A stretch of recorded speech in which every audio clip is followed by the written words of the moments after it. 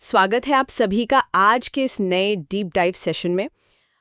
आज का हमारा जो फोकस है ना वो एक बहुत ही खास मास्टर क्लास और रैपिड रिवीजन डेक पर है और ये उन सभी कैंडिडेट्स के लिए है जो एसएससी जीडी 2026 की परीक्षा को अपना लक्ष्य बनाकर चल रहे हैं। बिल्कुल। और देखिए, इस सोर्स की सबसे बड़ी खासियत यह है कि इसमें 1772 से लेकर 1936 तक के मॉडर्न इंडियन हिस्ट्री का मतलब पूरा का पूरा सघन कवरेज दिया गया है। हाँ, और हमारा मिशन आज यही है कि इस पीडीएफ के हर एक मॉड्यूल का line by line audio analysis किया जाए ताकि जो भी सुनने वाले तैयारी कर रहे हैं उनका कोई भी जरूरी फैक्ट छूटने ना पाए। सही कहा आपने। और अगर हम सिलेबस मैप को देखें तो इसमें 5 मुख्य मॉड्यूल्स हैं। पहला है धार्मिक और सामाजिक सुधार, दूसरा 1857 का संग्राम, फिर कांग्रेस का उदय, उसके बाद क्रांतिकारी आंदोलन और आखिरी में गांधी युग। तो चलिए बिना देरी किए मॉड्यूल 1 से शुरू करते हैं, धार्मिक एवं सामाजिक सुधार आंदोलन। और जब हम सुधारों की बात करते हैं तो सबसे पहला और सबसे बड़ा नाम आता है राजा राम मोहन राय का। एग्जैक्टली, राजा राम मोहन राय, जिनका जीवन काल 22 मई 1772 से लेकर 27 सितंबर 1833 तक रहा। और उन्होंने जो काम किए उसी वजह से उन्हें कई उपाधियां मिली, जैसे आधुनिक भारत का पिता या नव प्रभात का प्रणेता। और यहाँ परीक्षा के लिहाज से एक बहुत ही जरूरी बात है, वो राजा की उपाधि वाली बात। हाँ बिल्कुल, ये जो राजा की उपाधि थी ये उन्हें मुगल सम्राट अकबर द्वितीय ने दी थी।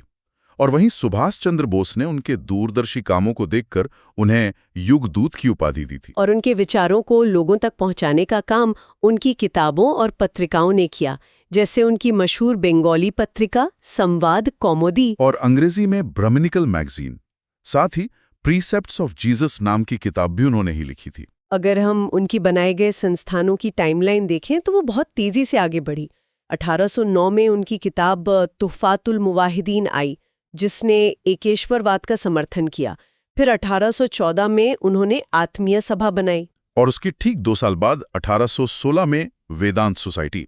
1817 का साल शिक्षा के लिए बहुत अहम था। उन्होंने डेविड हेयर की मदद से कलकत्ता में हिंदू कॉलेज की स्थापना की। फिर 1825 में वेदांत कॉलेज बना और आखिरकार 1828 में वो संस्था बनी जिसे हम ब्रह्म सभा के नाम से जानते हैं, जिसे बाद में ब्रह्म समाज कहा गया। और इन्हीं सब अथक प्रयासों का नतीजा था कि 1829 में सती प्रथा के खिलाफ सख्त कानून बन पाया। लेकिन हर बड़े आंदोलन की तरह ब्रह्म समाज में भी बाद में वैचारिक मतभेद हुए।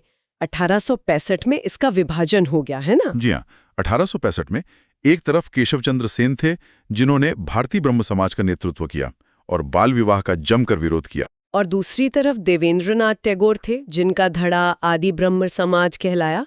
देवेंद्रनाथ टैगोर ने तत्वबोधिनी सभा और शांति निकेतन की स्थापना में भी बड़ा योगदान दिया था। बिल्कुल।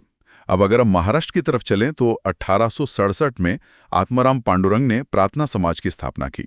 और ये संस्था तब और मजबूत हो गई जब 1869 में एमजी रानाडे इससे जुड़े। एमजी रानाडे, जिन्हें महाराष्ट्र का सुकरात कहा जाता है। और यहाँ एस्पिरेंट्स के लिए एक बहुत अच्छी एग्जाम फोकस वाली ट्रिक है, एक गुरु शिष्य परंपरा याद रखने की। हाँ, वो चेन बहुत दिलचस्प है। एमजी रानाडे के शिष्य थे गोपाल कृष्ण गोखले, और फिर गोपाल कृष्ण गोखले के राजनीतिक शिष्य बने महात्मा गांधी। ये सीधा क्रम परीक्षाओं में अक्सर काम आता है। खैर, सुधारकों की इसी कड़ी में एक और बहुत ही प्रभावशाली नाम है स्वामी दयानंद सरस्वती का, जिनका मूल नाम मूलशंकर था और उनके उग्र और स्पष्ट विचारों के कारण उन्हें भारत का मार्टिन लूथर किंग भी कहा जाता है। 1874 में उनकी प्रसिद्ध पुस्तक सत्यार्थ प्रकाश आई और उन्होंने ही वो मशहूर नारा दिया था, वेदों की ओर लौटो। 1882 में उन्होंने गौरक्षणी सभा बनाई और समाज के अंधविश्वासों पर प्रहार करने के लिए पाखंड खंडनी पताका फहराई। और ये सब हुआ 1875 में बंबई में आर्य समाज की स्थापना के बाद, जिसका मुख्यालय बाद में लाहौर शिफ्ट कर दिया गया। लेकिन जैसे ब्रह्म समाज में फूट पड़ी थी, वैसा ही कुछ आर्य समाज के साथ भी हुआ 1892 में शिक्षा पद्धति को लेकर। बिल्कुल, एक धड़ा पाश्चात्य शिक्षा का समर्थक था, जिसमें लाला हंसराज और लाला लाजपत राय थे। इन्होंने DAV यानी दयानंद एंग्लो वैदिक कॉलेज शुरू किया। और जो दूसरा धड़ा था, जो हिंदी भाषा और पारंपरिक शिक्षा बचाना चाहता था, उसमें स्वामी श्रद्धानंद और लेखराज थे। उन्होंने 1902 में गुरुकुल की स्थापना की। इसी दौर में एक और युवा सन्यासी ने पूरी दुनिया में भारत का डंका बजाया, स्वामी विवेकानंद, जिनका बचपन का नाम नरेंद्रनाथ दत्त था। और उन्हें विवेकानंद नाम खेतड़ी के राजा अजीत सिंह ने दिया था। उनकी एक किताब बहुत पूछी जाती है, मैं समाजवादी हूँ। उनकी टाइमलाइन भी बहुत फास्ट पेस्ड है। 1893 में उनका ऐतिहासिक शिकागो सम्मेलन, 1896 में न्यूयॉर्क में वेदांत सोसाइटी की स्थापना, फिर 1897 में बेलूर में रामकृष्ण मिशन की शुरुआत, और 1900 का पेरिस सम्मेलन। और हाँ, उनकी शिष्या सिस्टर निवेदिता को नहीं भूलना चाहिए, जिनका असली नाम मार्गरेट नोबल था। चलिए अब कुछ और प्रमुख संस्थाओं का एक टेबल ओवरव्यू कर लेते हैं रैपिड फायर अंदाज में। यंग बंगाल आंदोलन, हेनरी विवियन डिरेजियो, परमहंस मंडली, आत्माराम पांडुरंग द्वारा स्थापित धर्म सभा, ये 1830 में राधाकांत देव ने बनाई थी, और दिलचस्प बात यह है कि इन्होंने सती प्रथा का समर्थन किया था। The servant of India society, Gopal Krishna Gokhale, प्रथम महिला विश्वविद्यालय, डी.के. कर्वे के प्रयासों से, लोकहितवादी किसे कहा जाता था, गोपाल हरि देशमुख को, और आखिर में थियोसॉफिकल सोसाइटी। इसकी स्थापना मैडम ब्लावत्स्की और कर्नल एल्कॉट ने की थी, जिससे बाद में भारत में एनी बेसेंट जुड़ गई। बहुत बढ़िया। अब हम अपने दूसरे मॉड्यूल पर आते हैं, 1857 का स्वतंत्रता संग्राम। देखिए, ये जो क्रांति थी, इसके कारण केवल वो चर्बी वाले कारतूस नहीं थे जिनमें गाय और सूअर की चर्बी की बात थी, वो तो बस एक तत्कालिक कारण था। असली वजह तो भारतीय सैनिकों का कम वेतन और उनके सम्मान में कमी थी। बिल्कुल, और शुरुआत हुई 34वीं रेजिमेंट से, जब मंगल पांडे ने बगावत करके एडजुटेंट लेफ्टिनेंट बाग की हत्या कर दी और सार्जेंट ह्यूसन को घायल कर दिया। जिसके बाद 8 अप्रैल 1857 को मंगल पांडे को फांसी दे दी गई।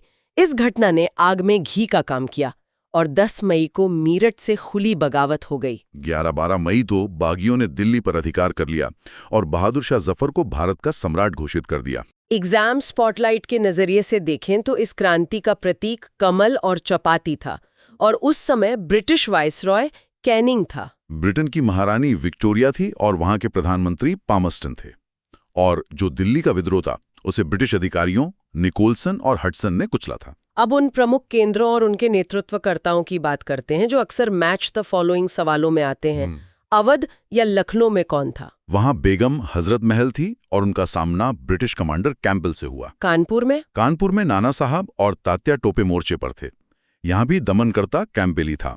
और हाँ, एस्पिरेंट्स ध्यान दें, तात्या टोपे का बचपन का नाम रामचंद्र पांडुरंग था। झांसी का तो सबको पता ही है, हरानी लक्ष्मीबाई, और उनका सामना हुआ था ह्यूरोज से। फैजाबाद में? फैजाबाद में अहमदुल्ला थे और वहां भी विद्रोह दबाने वाला कैंपबेल था। इलाहाबाद में नेतृत्व किसने किया? इलाहाबाद में लियाकत अली थे और उनका दमन जेम्स नील ने किया। बिहार में? बिहार में बाबू कुंवर सिंह ने अंग्रेजों के छक्के छुड़ा दिए थे। उनके खिलाफ विलियम टेलर और विंसेंट आयर को लगाया गया था। और बरेली में? बरेली में खान बहादुर खान का सामना कैंपबेल और हडसन से हुआ। तो ये था हमारा 1857 का रैपिड रिवीजन।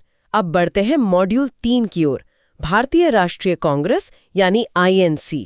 1857 के बाद एक अखिल भारतीय संगठन की जरूरत थी, जिससे 28 दिसंबर 1885 को कांग्रेस की स्थापना हुई। इसका पहला अधिवेशन 1885 में हुआ, जिसके अध्यक्ष WC बैनर्जी थे, और पहले इसका नाम इंडियन नेशनल यूनियन था, जिसे दादा भाई नौरोजी की सलाह पर बदलकर इंडियन नेशनल कांग्रेस कर दिया गया। दादा भाई नौरोजी, जो 1886 के दूसरे अधिवेशन के अध्यक्ष बने, वो कांग्रेस के प्रथम पारसी अध्यक्ष थे और उन्हें ग्रैंड ओल्ड मैन भी कहा जाता है। और उन्होंने ही वो मशहूर धन्य सिद्धांत या ड्रेन थ्योरी दी थी।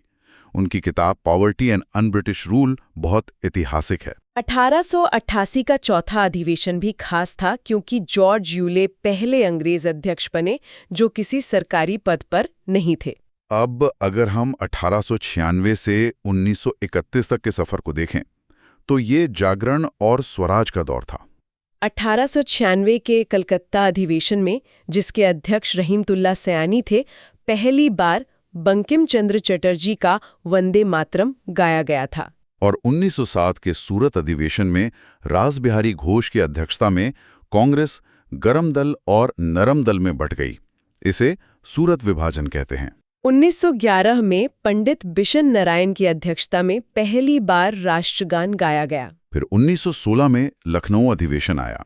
अंबिका चरण मजूमदार इसके अध्यक्ष थे। इसी में मशहूर लखनऊ पैक्ट हुआ और बाल गंगाधर तिलक ने अपना वो प्रसिद्ध नारा दिया। 1924 का बेलगांव अधिवेशन ये बहुत महत्वपूर्ण है क्योंकि महात्मा गांधी केवल इसी एक अधिवेशन के अध्यक्ष रहे थे।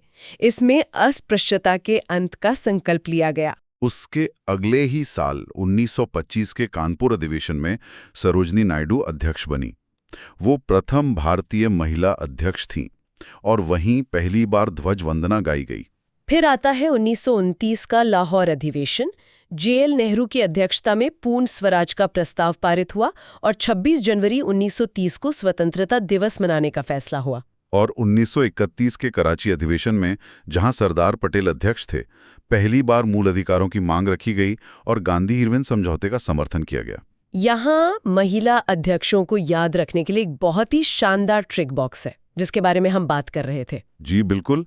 देखिए, 1917 में एनी बेसेंट पहली महिला अध्यक्ष बनी। अब इसमें 8 साल जोड़ दीजिए तो 1925 आ जाएगा। एग्जैक्टली। 1925 में सरोजिनी नायडू पहली भारतीय महिला अध्यक्ष बनी। अब इसमें फिर से 8 साल जोड़ दीजिए तो 1933। सही। और 1933 में नलिनी सेन गुप्ता अध्यक्ष बनी। तो 17, 25 और 33, 8-8 साल का गैप है। ये याद रखना बहुत आसान है। कुछ और भी आईएनसी रिकॉर्ड्स है। प्रथम मुस्लिम अध्यक्ष बदरुद्दीन तैयब जी थे। सबसे कम आयु के और सबसे अधिक समय तक अध्यक्ष रहने वाले मौलाना अबुल कलाम आजाद थे। स्वतंत्रता के समय कांग्रेस के अध्यक्ष जेबी कृपलानी थे और 1938 के हरिपुरा अधिवेशन की अध्यक्षता सुभाष चंद्र बोस ने की थी। अब हम मॉड्यूल 4 पर आते हैं, प्रमुख क्रांतिकारी आंदोलन और बंगाल विभाजन। क्योंकि उस वक्त सिर्फ कांग्रेस ही नहीं बल्कि युवा क्रांतिकारी भी सक्रिय थे। जैसे वीडी सावरकर, उन्होंने 1899 में मित्र मेला बनाया जो आगे चलकर 1904 में अभिनव भारत संगठन में बदल गया। उन्होंने लंदन में इंडिया हाउस और India home rule league society की भी स्थापना की थी।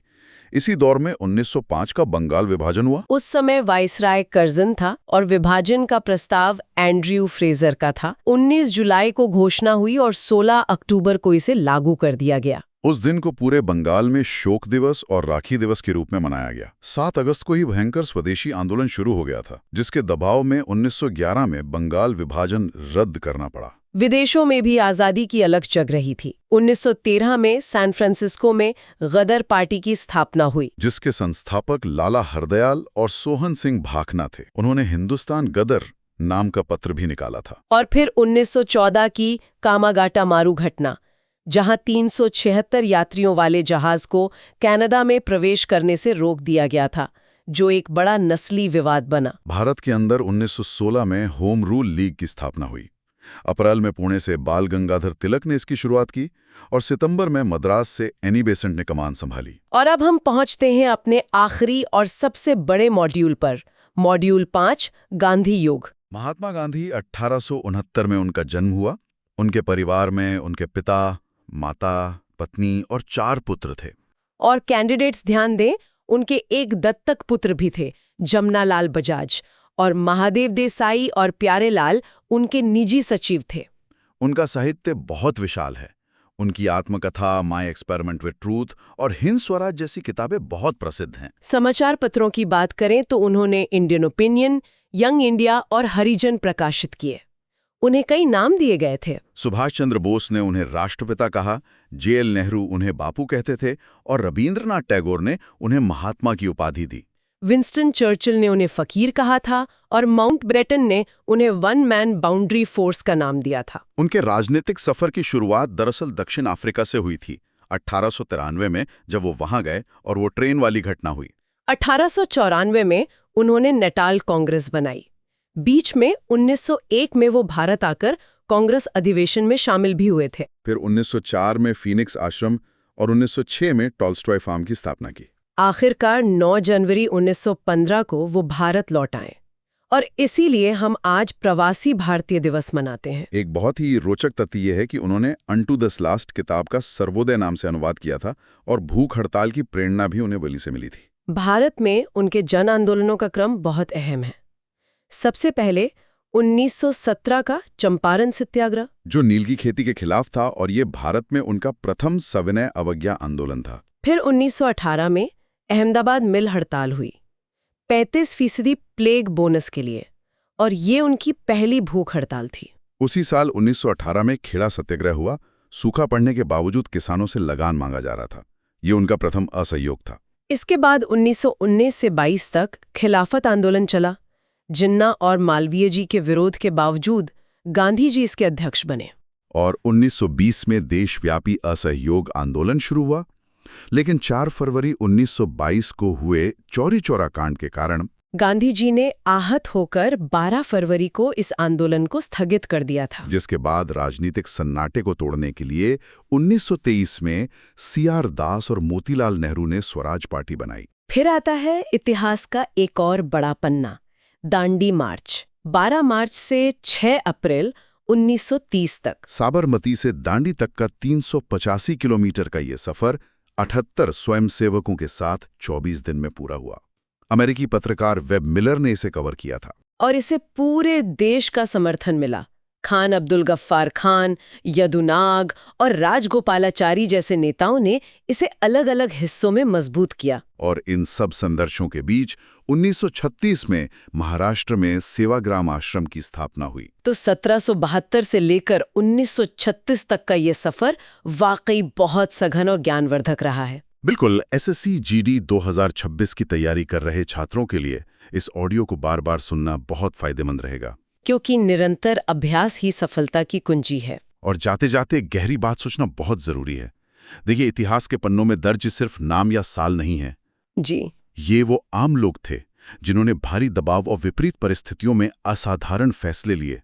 आज के दौर में जब हमारे पास ज्ञान का इतना असीमित भंडार है, अगर हम वही संकल्प और अनुशासन अपनी परीक्षा या जीवन में ले आएं, तो हम क्या कुछ हासिल नहीं कर सकते। बहुत ही शानदार और विचारणीय बात है ये। इसी के साथ हम आज का ये डीप डाइव यहीं समाप्त करते हैं। SSC GD की तैयारी कर रहे सभी एस्पिरेंट्स को ढेरों शुभकामनाएं।